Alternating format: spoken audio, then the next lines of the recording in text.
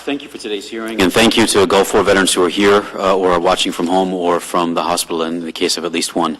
I myself am a veteran of the 1991 Gulf War as well as Somalia and 4 other deployments. I developed health issues that began in the Gulf that have plagued me ever since. My experiences are far from unique, and we now know roughly 1 in 3 of us Gulf War veterans are similarly afflicted. In 2010, a landmark IOM report confirmed what we Gulf War veterans already knew. Gulf War illness is likely the result of environmental agents plus other factors. It's not psychiatric, and it's likely that treatments and preventions can be found.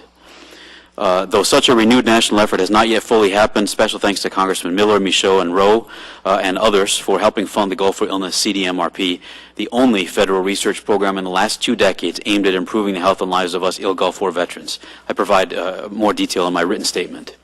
VA's past Gulf War research failures have previously been well documented, much of it focused on stress, psychological, and other irrelevant issues, little of it aimed at developing Gulf War illness treatments.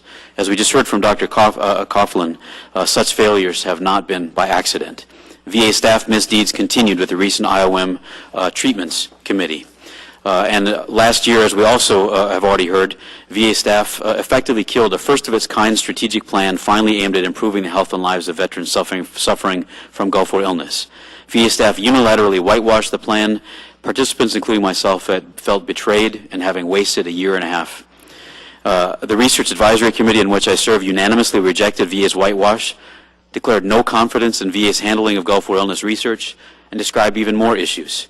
Secret VA cuts to the Gulf War illness research budget, VA staff misrepresentations to VA leadership in Congress, blatant violation of statutory mandates, prioritizing research not on treatments but on, quote, whether Gulf War veterans' illnesses are linked to Gulf War service. And the RAC has not been allowed to hold a public meeting since then.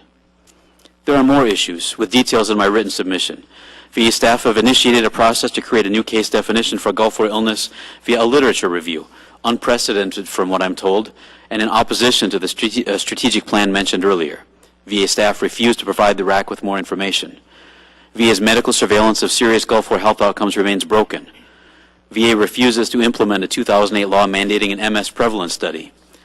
VA is still not doing obvious infectious disease workups, as exhibited by a recent Iraq War veteran who, after a 4-year battle, was finally diagnosed and treated with Q fever.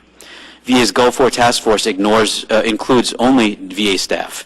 It operates in secret, and it asks for but ignores veterans' input.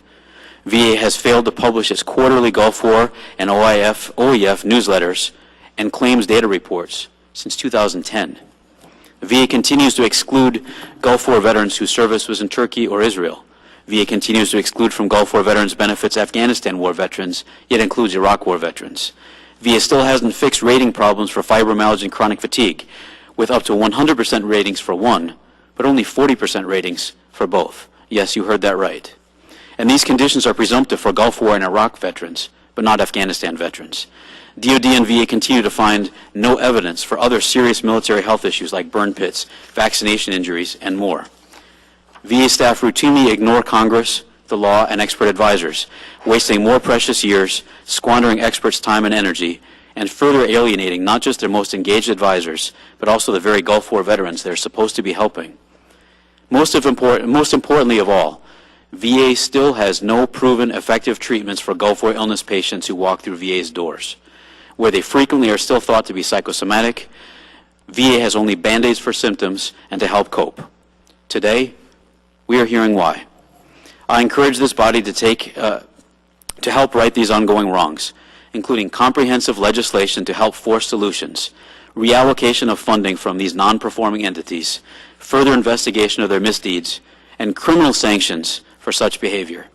We Gulf War veterans have been fighting with VA and DoD for what's right for most of the last 22 long years.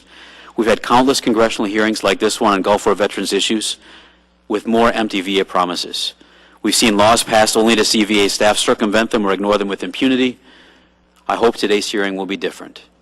Thank you, Mr. Chairman, Madam Ranking Member, members of the committee, and I'm happy to answer any questions you may have. Thank you, Mr. Hardie, and thanks so much for your service to our country.